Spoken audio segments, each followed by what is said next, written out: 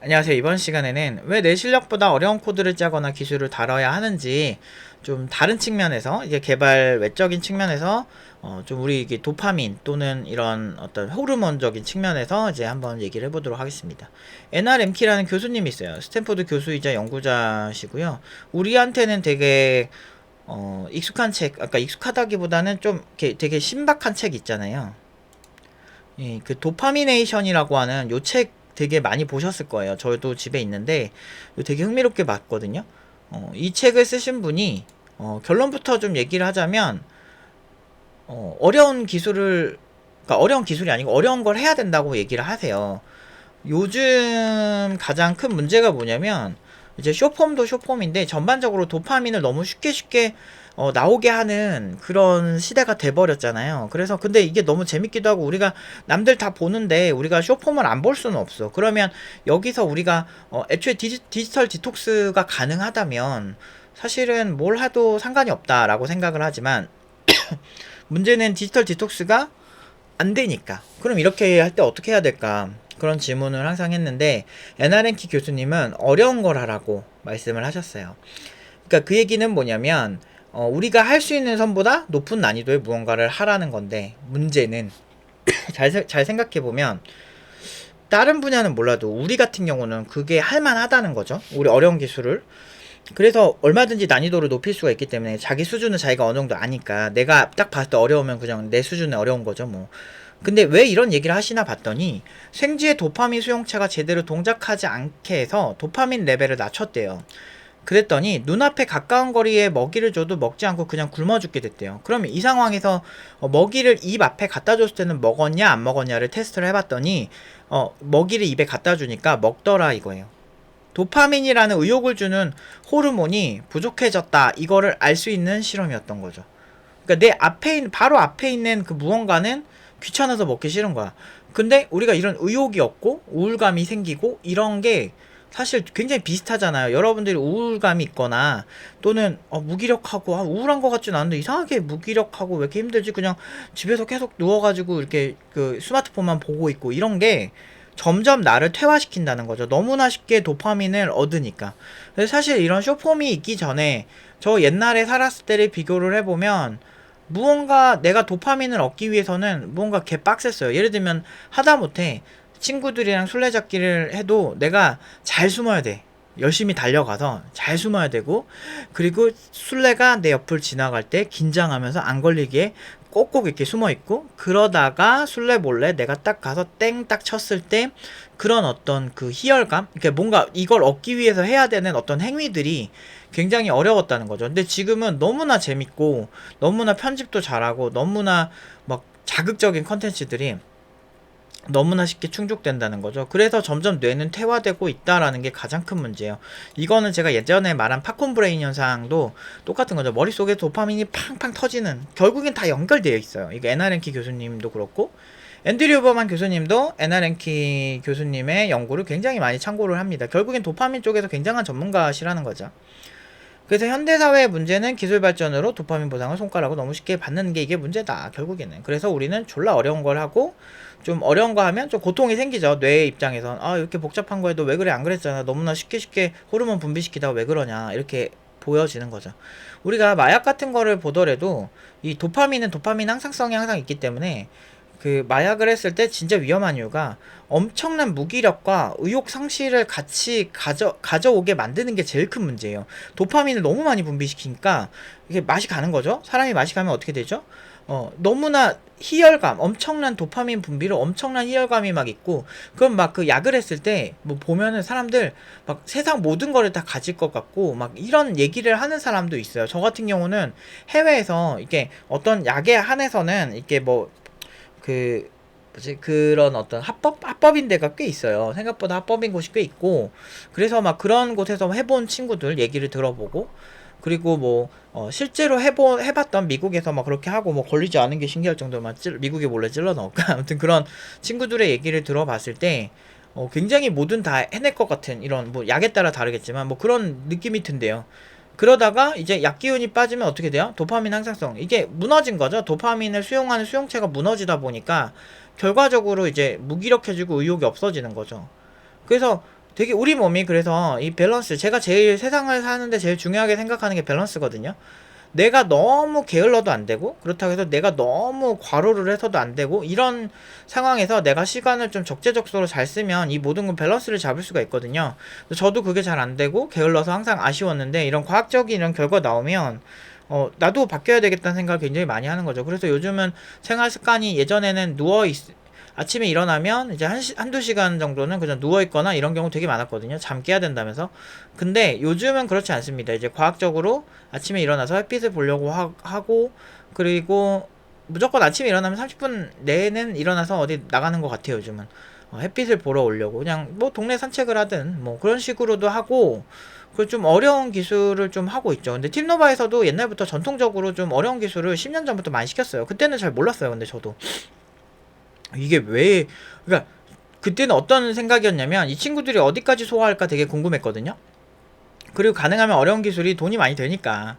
뭐 여러분들이 사실 네카라쿠 베당토가 많이 이슈가 된 게 결국엔 돈 많이 주고 복지가 많아서 이슈가 된 거거든요. 큰 기업인데도 연봉 적게 주는 곳 되게 많았어요. 그러니까 지금도 찾아보시면 여긴 되게 명성 대비는 되게 연봉을 적게 주는구나 이렇게 하는데, 네카라쿠 베당토는 그 중에서 돈을 많이 주니까 돈 적게 주고 네카라쿠 베당토의 명성을 얻기는 쉽지 않아요. 그게 쿠팡도 그 네카라쿠 베당토에서 쿠팡이 확 뛰어오른 게 신입 개발자 연봉 6천 시작을 거기서 먼저 포문을 열었으니까, 그때 이제 역시 쿠팡 가야겠다 이러면서 사람들이 다 쿠팡 바라보고 그러죠. 되게 막 선비처럼 막 되게 고귀한 척 하는데 사실 그렇지 않아요. 어디든 돈이 일단은 중요하다 이거죠, 제 얘기는. 자본주의 사회에서 내가 뭔가를 할 수 있는 총알이 되니까, 아플 때도 병원 갈 때 돈도 필요하니까.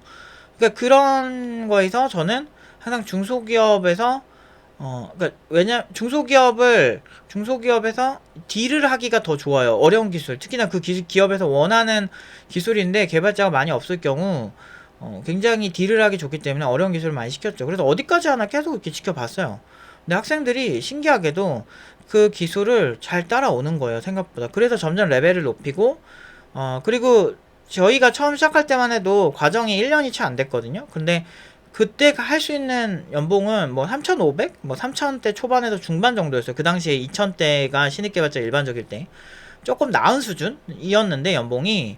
이게 교육기간이 길어지고, 그리고 좀 더 심화시키고, 좀 더 깊게 가르치니까 학생들이 연봉이 막 점점 뭐 3,500이었다가 4,000 갔다가 4,500 됐다가 5,000 됐다가 이렇게 계속 오른 거예요. 그러다 8,000까지 찍은 건데, 그러니까 어려운 기술을 왜 시켰는데 얘네들이 잘할까? 분명히 얘가 좌절을 할 만도 한데 왜 잘할까? 이런 게 항상 미스테리이긴 했거든요. 물론 이제 그 동물적으로는 좀 알고 있었어요. 제 이제 개인적인 감정으론 제가 옛날에 그 제 능력에는 어려운 개발들을 좀 많이 했었거든요. 근데 그때 한 1년 정도 지나고 나니까 내가 너무 성장을 많이 해 있는 거예요. 그래서 너무 고생 많이 했거든요. 사실 너무너무 힘들었고. 근데 내 몸이 버티기 힘들 정도의 난이도였는데도 그거를 언젠가는 소화를 해서 내가 잘하고 있는 거예요. 그래서 이제 거기서 제가 좀 영감을 얻어서 학생들이 할 수 있는 수준보다는 조금 난이도를 항상 높이려고 도전을 하고, 막 옛날에 관장님 헬스장 이런 데 문화를 보면 관장님이 한 개 더, 한 개 더 이러면서 막 그냥 막 엄청나게 체계 있게 가르쳐 주진 않아도 그래도 딱 보면은 어떤 거기서 그러니까 그 운동한 사람들이 몸이 평균적으로 되게 좋았거든요. 어렸을 때 고등학교 때 이렇게 헬스장 다니고 그랬었거든요, 친구랑. 그때 그런 걸 봤을 때 거기서 이제 영감이 온 거죠. 그러니까 야, 이게 내가 어떤 되게 어려운 걸 뭔가를 했을 때 성취감도 되게 성취감인데 프라이드도 되게 커지고, 그러니까 도파민적으로는 생각을 해볼 수가 없었어요, 저 책을 읽기 전까진. 그런데 최근에 또 그 책에 봤었던 내용을 에나렌키 교수님 어떤 강의를 보면서 나오는 걸 보면서 그렇구나. 그러니까 결국에는 방향은 맞았던 거죠. 근데 이게 과학적으로 풀이가 안 됐던 거지. 근데 이게 그 어떤 쥐 실험처럼 구체적으로 어떤 효과가 있는지까지는 정확하게 몰랐는데 알게 되면서 확실히 뇌과학이 정말 재밌다라고 많이 느낍니다. 그리고 저는 웬만하면 제가 공부한 게 있으면 학생들에게 대입을 시켜보는 편이에요. 이걸 학생들이 일일이 하기는 조금 힘들잖아요. 그래서 저는 항상 학생들에게 어떤 그 과학적 근거를 설명해주면서 우리 한번 이렇게 해볼래? 이렇게 한번 해볼까? 이렇게 어떤 그 방향은 코치잖아요. 저는 이제 선생님이기도 하지만 코치이기도 해요. 그래서 코치는 뭐예요? 사실 메시보다 코치가 더 잘해서 옆에서 봐주고 이렇게 뭐 밸런스 잡아주고 하는 게 아니거든요. 그러니까 저도 학생들이 되게 항상 기특하고 어떤 부분에선 저보다 잘하는 부분도 많은 게 예를 들면 뭐 인공지능 중에서 특정한 장르를 깊게 지금 몇 달간 파는 애들이 있어요. 그런 애들은 그 기술에 있어서 저보다 훨씬 노하우도 많고 훨씬 잘해요. 그러니까 그런 부분이 있어요. 그러니까 전반적으로는 제가 더 잘하겠지만 그건 제가 경력이 많으니까 어쩔 수 없는 부분이고, 그 친구는 신입 개발자인데 이제 그러니까 여기 팀노바에서 2년 공부한 게 단데 그런 친구들이니까 확실히 차이가 많죠. 근데 그럴 수밖에 없지만 그래도 특정한 분야에서는 이 친구들이 확실히 엄청 잘해요. 그걸 깊게 파서. 나중에 보면은 맨날 보면은 얘네들이 해놓은 거 보면은 무슨 예를 들면 인공지능에서 막 뼈대 만들고 뭐 이런 거 있고, 아니면 스킨을 입히는 어떤 3000 오브젝트에 스킨을 입히는 그런 파트가 있어요. 인공지능으로 하는 거다 보니까 이게 들쭉날쭉해요. 어떤 때는 무슨 막 좀비 마냥 뭐 이렇게 텍스처가 막 일그러져가지고 인공지능이 잘못 입힌 거야. 그래가지고 막 좀비 마냥 올 때도 있고, 어떤 때는 막 삐죽빼죽 해가 이렇게 막 오브젝트가 오기도 하고, 그런데 그러면서 점점 좋아지거든요. 그러면 점점 이 친구들은 그런 자기가 감당하기 힘든 기술을 다루니까 얘네들도 스트레스가 굉장히 많아요. 근데 많은데도 불구하고 생각보다 쭉 잘해오는 거예요. 점점 좋아지고 있고. 그게 왜 그럴까? 이거 포기할 만도 한데, 기술이 어려워서 사람들이 팀노바를 포기하는 경우는 저는 거의 못 본 것 같아요. 기술이 어려서 포기한다기보단 집안 사정이라든지 아니면 내가 원하는 수준 딱 요 정도니까 나 여기까지만 배우면 되겠다 이런 분들도 있었고, 뭐 이거 뭐 개개인의 사정은 있고, 그렇지만 진짜 기술이 어려워서 사람들이 좌절한 경우는 많지 않았다. 그게 참 신기했어요. 그 기술이라는 게 주는 그 매력이 확실히 있는 거죠. 그래서 근데 웃긴 건 이렇게 어려운 기술을 계속 다루는데 이 친구들이 더 의욕적으로 무언가를 하는 걸 보면서, 아, 에나린키 교수님이 말씀하신 게, 아, 이게 대입이 되는구나.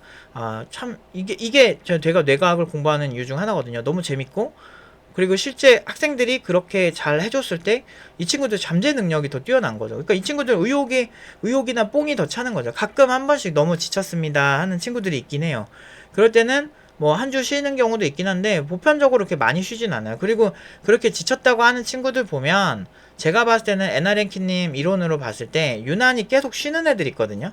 근데 요즘은 없어요. 요즘은 거의 없는데, 옛날에 막 몇 년 전에 막 지 혼자 마냥 5주 막 4주 이렇게 쉬는 애들 있어. 아니면 2주 나왔다 2주 쉬고 이런 애들 보면 이런 어떤 그 팝콘 브레인 현상, 그러니까 쇼폼을 통한 팝콘 브레인 현상이나 좀 게을렀을 확률이 되게 높다. 그리고 어려운 기술을 좀 덜 도전하고 거기서 오는 스트레스를 어느 정도 싸워서 이길 생각을 안 하는 경우 되게 많다. 그래서 저는 학생들한테 항상 얘기하는 게, 스트레스 많이 받을 때 활성산소가 몸에 많이 나오기 때문에 이거를 제어하는 가장 좋은 영양제이면서 부작용이 별로 없는 비타민C 메가도즈를 많이 추천을 해요.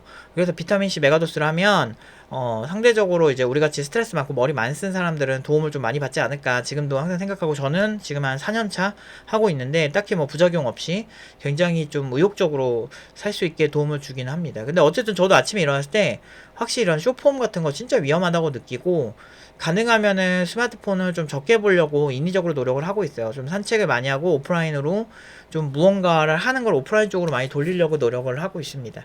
그래서 아무튼 우리가 좀 어려운 것도 해야 되지만 이런 어떤 뇌과학적인 거를 잘 이용을 해서 우리의 인생을 해킹하는 것도 하나의 방법일 수 있다. 저도 항상 의욕이 떨어지고 항상 힘들고, 그리고 우리 뭐 하다 보면 처음부터 잘 되지 않잖아요. 근데 이걸 알고 난 다음에는 어떻게 되냐면, 오늘 제일 어려운 거를 내가 하는 게 하나의 목표가 되는 거죠. 오늘 하는 것 중에 제일 어려운 게 뭘까? 그러면서 제일 어려운 거를 찾아다니고 있는 제 모습을 찾을 수가 있는 거죠. 그래서 하기 싫은 거, 어려운 거, 이런 거 위주로 하시면 우리가 도파민 항상성 때문에 우리가 스트레스 받잖아요. 그러면은 도파민이 분비되는 거죠.